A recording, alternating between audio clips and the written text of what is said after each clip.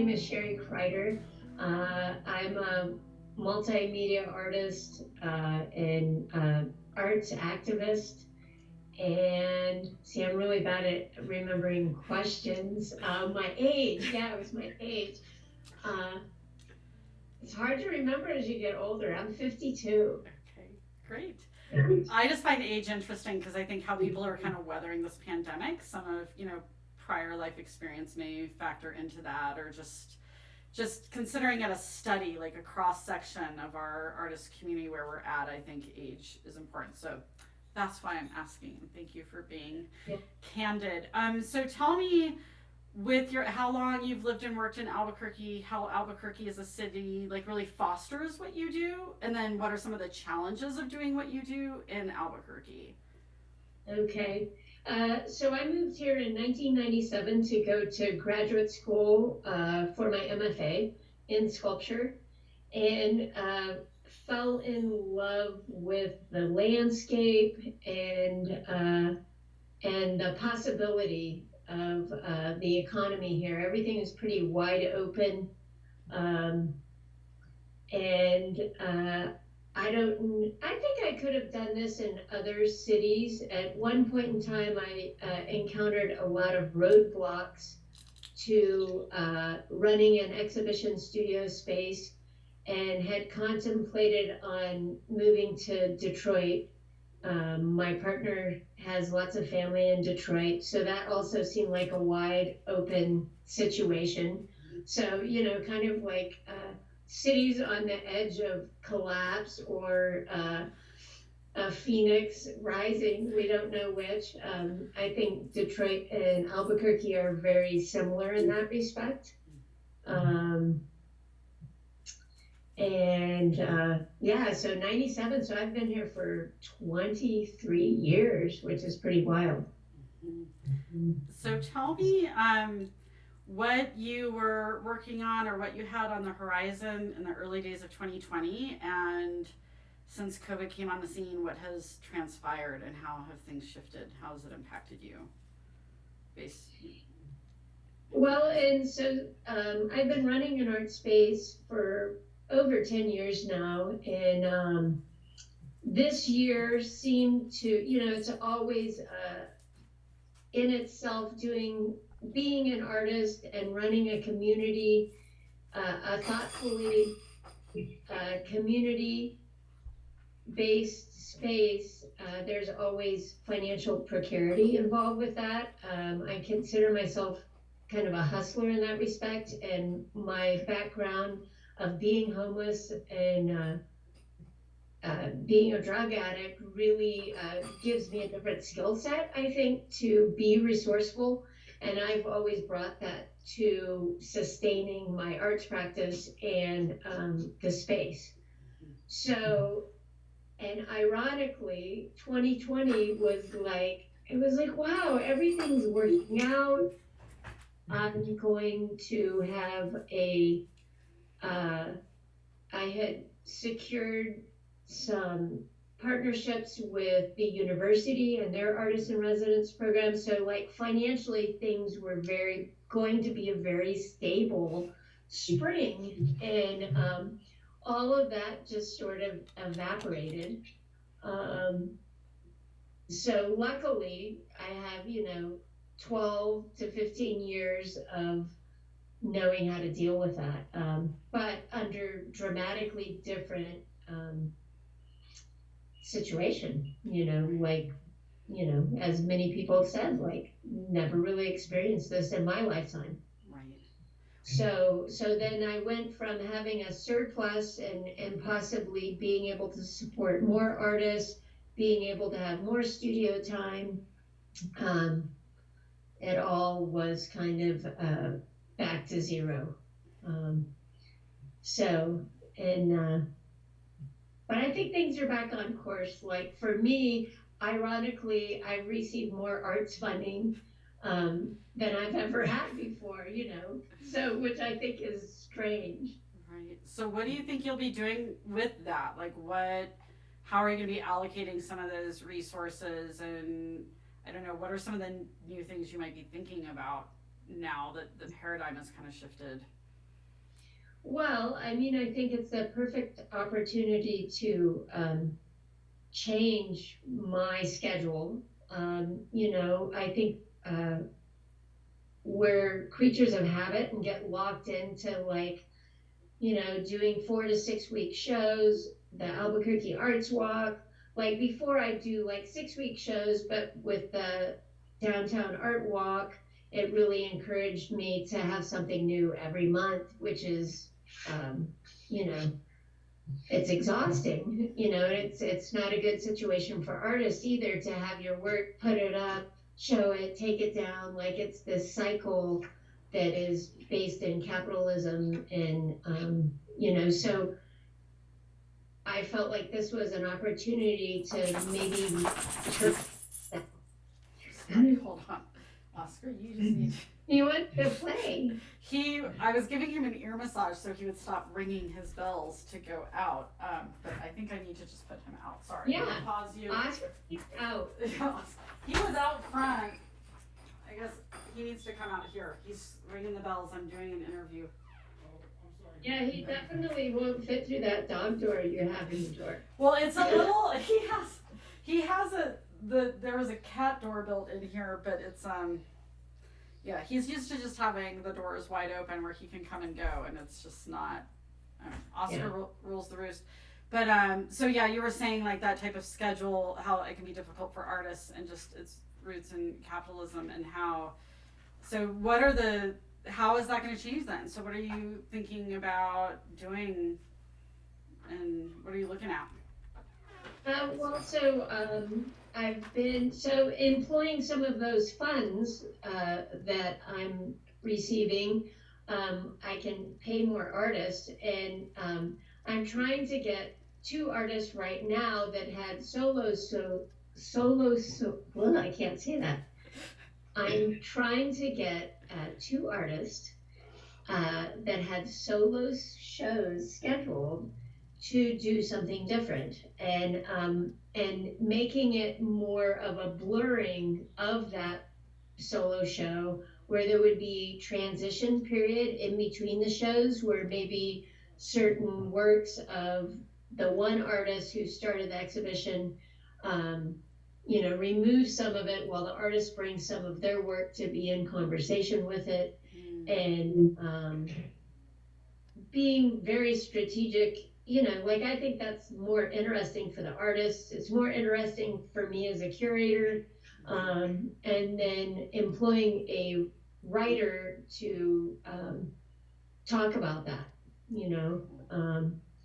So those I've gotten. So those things are on board, and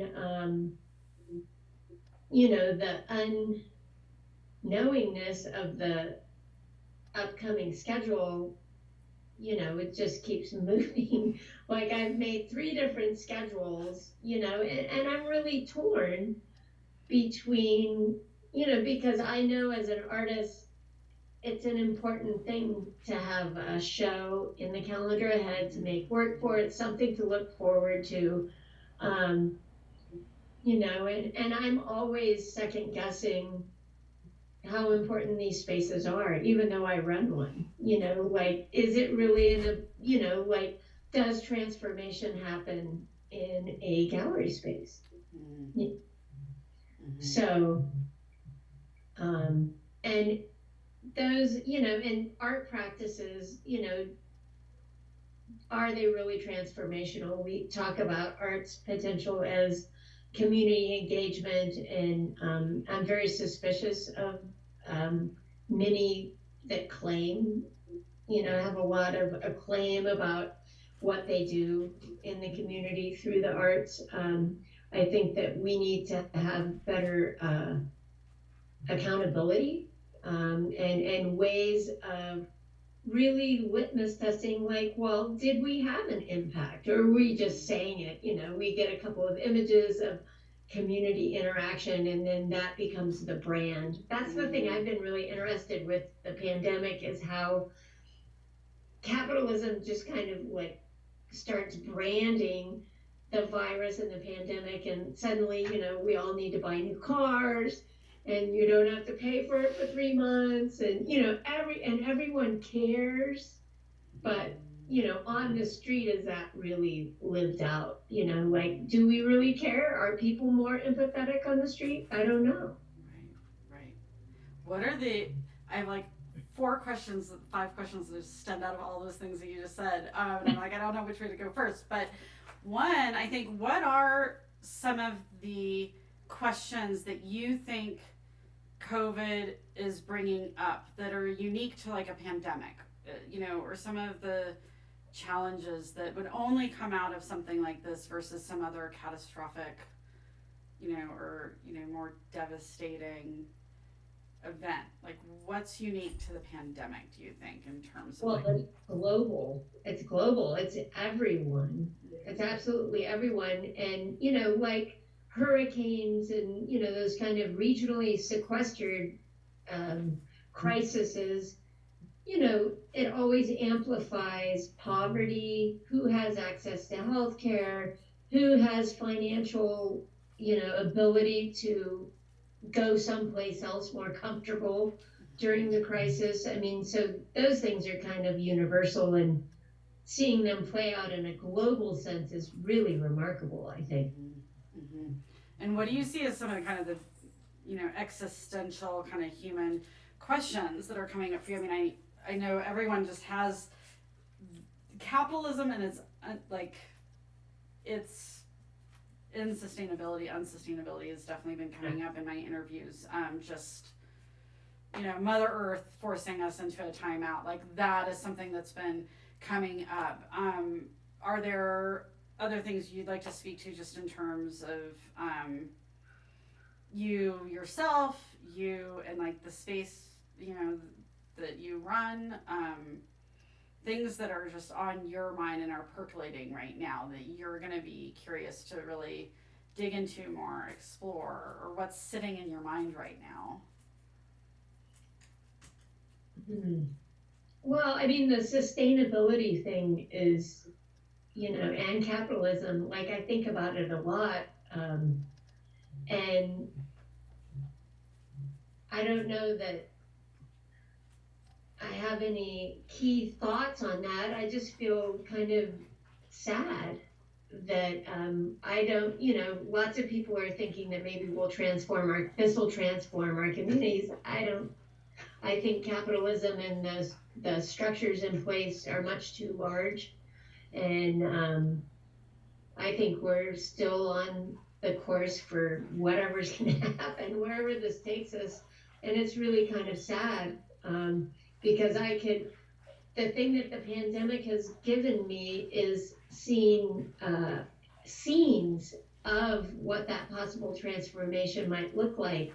No cars on the road, more community focused living. What would happen if our, medical care, food, everything, school was in our community instead of a car-based culture? Like, it would be amazing. And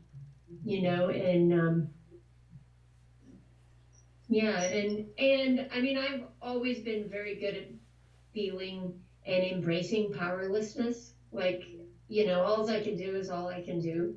I'll show up and do my part, and whatever that needs to be. I'm very resourceful in that, and I have a great skill set for the apocalypse, I think.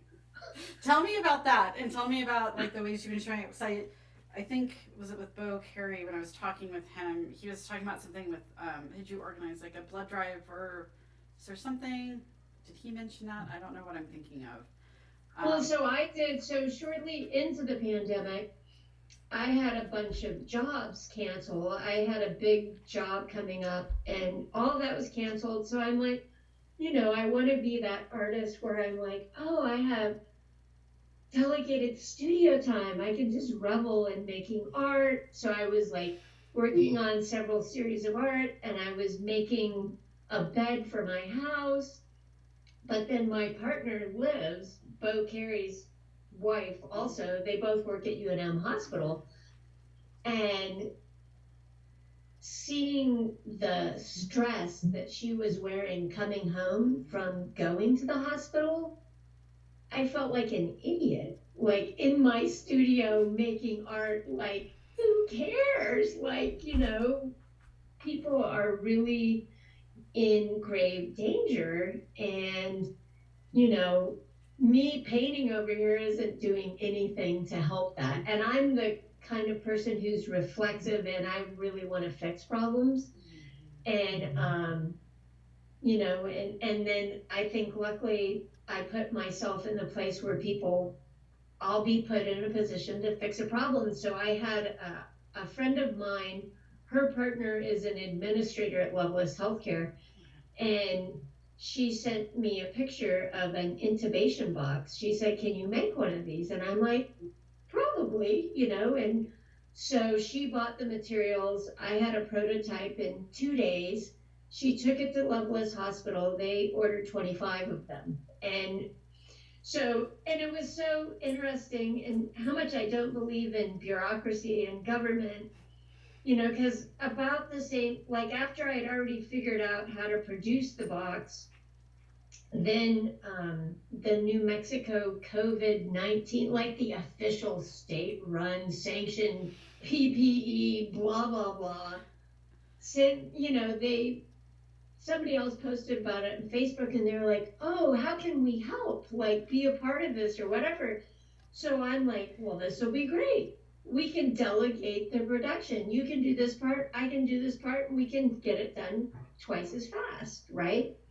And so he calls me, and they're like, "Oh, we'll be in meetings all week, and so like 2 weeks down the line, maybe they'll make something." And I just told them, I said, "Well, I'll be done by then." And, and I sent them all over the state. I sent one to Texas, and it's just, I think that that's what we have on our side as being creatives, is that, we can just suit up and get a job done while everybody else is looking at having a meeting and talking about it. And that, and I've been adverse to that kind of thing for a very long time. It's why I'm not a nonprofit. Like, I feel like so much time is wasted on rehashing what the problem is, what we need to do. Like, we just keep, reinventing the wheel over and over, instead of like, what do we need to do to triage the situation? What can we do right now that is tangible and employable? Right. No, I mean, you're definitely the person I just like roll up your sleeves and just like attack, like just do it, and you don't waste any time with that. For anyone that doesn't know your background and knows about you, like your different skill sets. So, what are the different incarnations, skill sets, things that have kind of led you up to this point that it's. Because I mean, I know when I've been in your space and you're up there, I mean, you know so much like construction and like putting things together, and just there's a lot of things that don't necessarily fall under, there aren't in the repertoire of someone who like runs an art space and rents out studios. There's a lot more there. So can you kind of dig into that? And I think it illustrated itself in the situation you just explained, but if you can kind of give some more background or context to that too. Well, I think, I was in my mid-20s when I got clean and sober, and I had a lot of myths about how people outside of that and the normies function. I thought everybody knew what they were doing. I thought that I was just, going to jail and, so re-entering society was a process for me, but very quickly I saw that if you listened, and not most people don't know what they're doing, which was a shock to me. And so ask questions, like you want to learn to do something. So I'm very of that nature, like, I'm not very intimidated by a lot of things, and I think that my mechanical adeptness is more from biological thing, because I have no idea where it came from, and I was adopted, and I recently located my father, and um, they're all very mechanical. So I think that a lot of that uh, is something that I just do innately.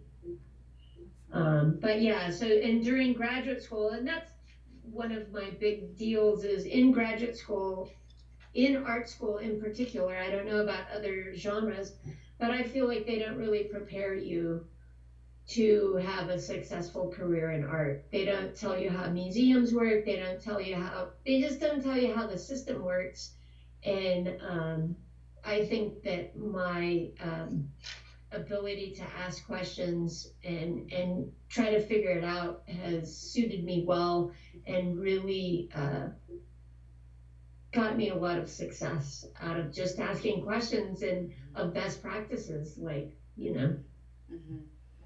I think it's really wonderful, like for all of us in our community, to have you, and I feel grateful for you as like one of the stewards of our art community. I think that's really going to help usher people through a lot of this storm that we're weathering. I mean, I think you're just so entrenched in the art community and with the studio space there too. I mean, that's another thing actually I'd like to have you talk about. You know, has the building been able to be open for people to go in and out for their studios? Have people had to give up their studios in this time? How is that end of the operation running? Well, so it's been open. I mean, it's pretty low. There aren't a lot of people in here, outside of openings and that kind of thing. So, people still all have their own keys. I know that many studio people have taken it more seriously than others. People that have partners in healthcare, people who have kids, they've really, taken the shelter in place as a real thing. And, the thing that has affected the studio is people's ability to pay. I've lost 2 renters, and that was the thing that became really apparent is the ripple effect of how precarious artists' lives are. Most artists have a job and they squeeze in a couple of hours at the studio if they're lucky, and their job pays for their studio, and once the job is kind of gone, it really affects their ability to pay rent. And I really wanted to extend some sort of generosity towards the rent, but another sad part of our financial situation is my mortgage is managed through a nonprofit, and and we all feel lucky enough to like qualify for the mortgage, right? But then when you see how much people that are already wealthy profit off of you, working your butt off, I'd say another word if it wasn't going to be edited, they made $50,000 off of my mortgage last year. And so then when the pandemic rolls out, I reached out to them, do you have any, allowances for, you're a nonprofit, supporting small business. They had nothing, except for like some sort of capitalized interest, whatever, and which infuriates me. But I really feel, I like to base myself in the generosity of the universe. And so I extended, any, people just to communicate if they couldn't pay, and we would figure it out. And, it's crazy how generous the universe really is. I had like people call me and say, philanthropists want me to give out money to people who are doing good work. And like they gave me, like one woman gave me $750, which I'm just like shocked, and then I immediately feel guilty and like, okay, well I have to like not, I'll use this for the utility bills, but how can I help other people with that money? Right. And I think that's been another thing that people have been feeling too, just even when they get the help or they get the aid, and just like this feeling of guilt that's coming into play, or just these questions they have versus like my need versus who else may have need out there. It's stirring up a lot of things in people for that. So I don't know if that's something you can speak to as well, just like with like beyond this incident of, but in filling out all the applications or going after the loans or doing this, is that, do you have any thoughts or feelings just on like this bigger, thing that's been set up in terms of relief funding for our Well, yeah, I feel that I need to hold myself accountable. I can apply to every COVID relief arts, blah, blah, blah, out there, but I really need to hold myself accountable to like, well, I have enough money, so I'm not going to apply to this. There was, and I think there's a lot of loans and stuff that are couched as aid, which, are gonna endanger future successes of businesses too, because it's a lot of debt. But, our country, they just took out like $3 trillion more in debt, but they said the interest is low. Systems have no problem with us working our way further into debt anyway. It's like, isn't that what it's all about? Starting from the minute you start applying for school. Yeah. It's and that was in the very beginning when, like, what if everything just, went to hell? Well, what's the worst that could happen? And my primary focus would be, and really tries to be, is to be, generous to people, and that's the thing that I see, just given where I've come from, is that the disenfranchised people in our community, their lives aren't that much different. Like the people that are going to Albuquerque Rescue Mission, their lives are pretty much exactly the same. They are living in a terrible world, especially women who live on the streets. Like, it's terrible. And we still have all of that to deal with once we figure out our social distancing and whatever, I just really wish that we could focus on root causes of all of these things, but I fear that we won't.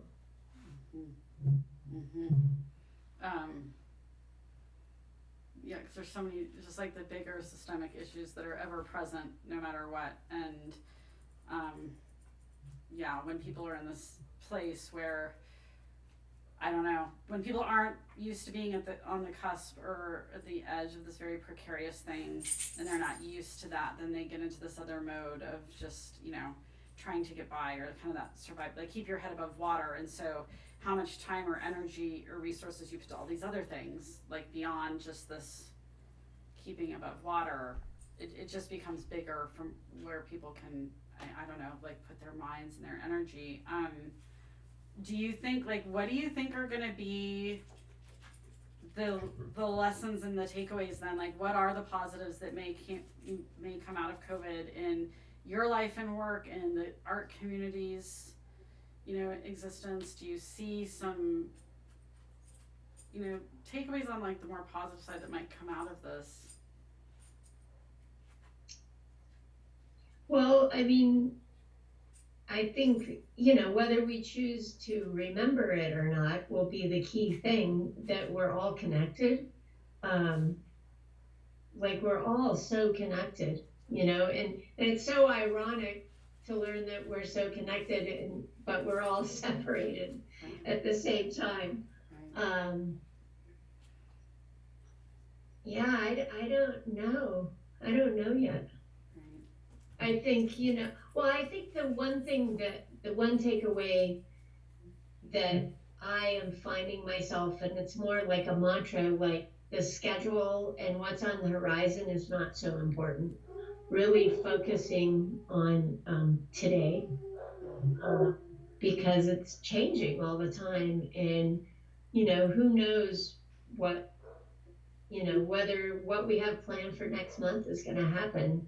And it'll really be okay if it doesn't. And we'll have to dig to a deeper level of who we are. You know, like it's really easy to focus on your accomplishments, what you have in the world. Like capitalism wants you to think about everything you have and what you need. And if we could focus on more of our inner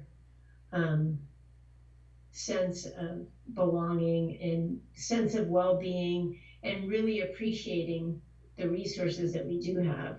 I mean, that's great. For sure.